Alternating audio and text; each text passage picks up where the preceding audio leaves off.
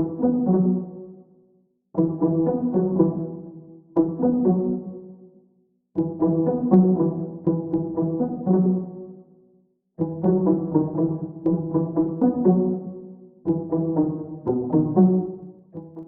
Toamasina tany mahakasika ny raharaha izay famonona any Andrianambinina Judikael Lando dia fantatra amin'izao fa voasambotra ary nahiditra amponjavozomaika ny roa tamin'ireo vororohy na vandoza izay. Ka ny pitsopitsony mahakasika an'izay ny fakafakaina amintsika atao anatin'ity video ity ka manasa antsika rehetra anaraka an'ity video ity hatramin'ny farany. Azadino ny milaiky ny video antsika ary tsara voatrany ny miabone amin'ny chaîne antsika mba ahafahanareo manaraka tsy tapaka ny video izay lefa nahita isan'andro. Tsy ampiadela moa isika fa avy hatrany tonga dia vavany ndao ary.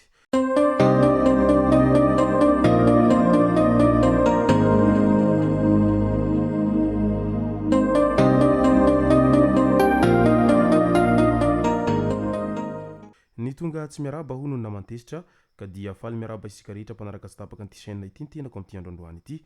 Araka an'izay efa natsipiko izay dia ny mahakasika ny toy ny raharaha izay famonon'olona tany Toamasina tany no tena iompanantsika atao anatin'ity video ity. Fa milohan'izay dia andao aloha horesantsika ireto tsara fantatra manaraka ireto. Nalaza be mantsy tany Toamasina tany ilay resaka fakana tanin'olona ka nahatonga nahatezeram-bahoaka maro manoloana an'izay fakana ny tanin'izy ireo izay. Samy naneviny tsy fahafaliana moa izy ireo ary nitondra sora-baventy etsiroa mba hanehoana an'izay tsy fankasitrahan'izy ireo ny fakana ny tanin'izy ireo izay.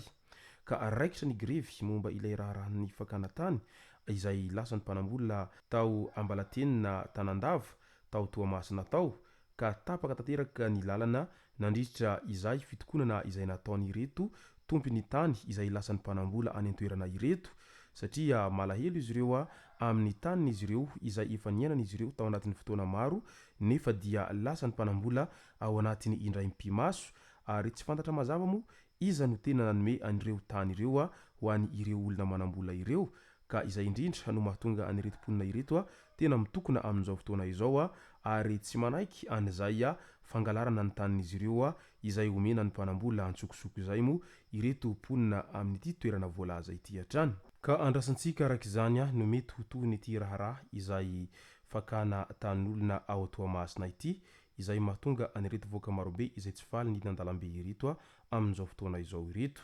Mety ho isindray ve zany no mety ho endrikendrika fisamborana azo anireo izay lohandohan'ny mpisorona ao anatin'ity hetsika fanairana ity sa mety ahoana sy ahoana no hamahana an'ity olana any Toamasina ity. Eny Ankatso indray noho ny disadisa ara-piarahamonina eo amin'ny samy mpianatry ny Ankatso ao.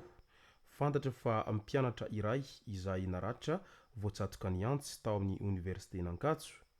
Mpianatra iray no naratra teny Ankatso voatsatoka antsy teo amin'ny tanany ny farany herinandro lasa teo iny.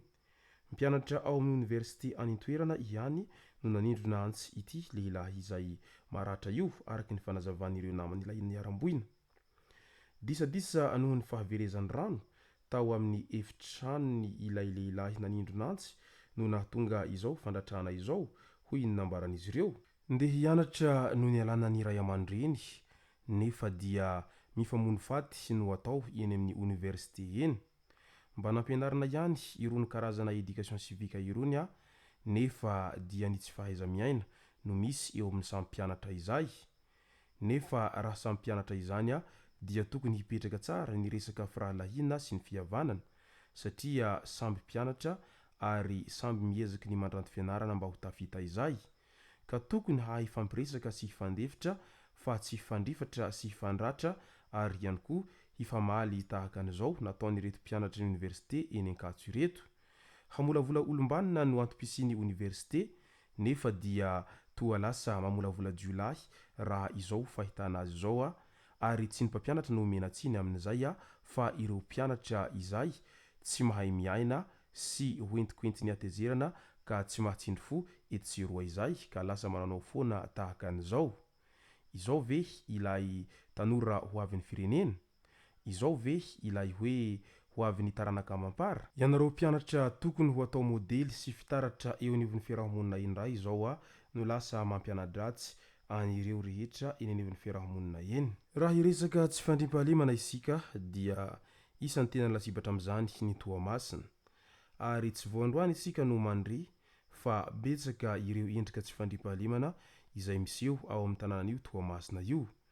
Ao ireo fanafiana mitampiadina, ao ireo fanendahana etsero, tsy vitan'izay fa misy ihany koa ny resaka vonolona izay feno habibiana sy mahatsiravina hita ao Toamasina ao.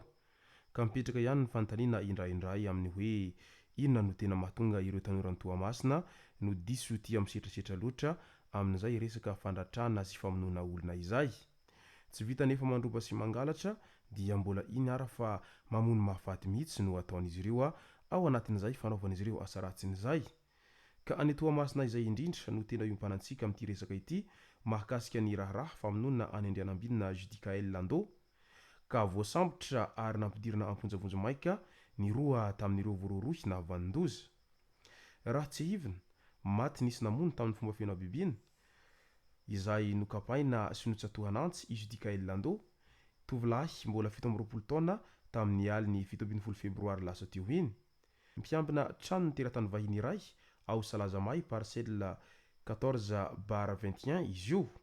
Nisy olon-tsotra tsara sitrapo nahazo horonan-tsary an'izy efadahy izay namono nahafaty azy, izay tena tsy nampoiziny ireto nahavandoza ireto.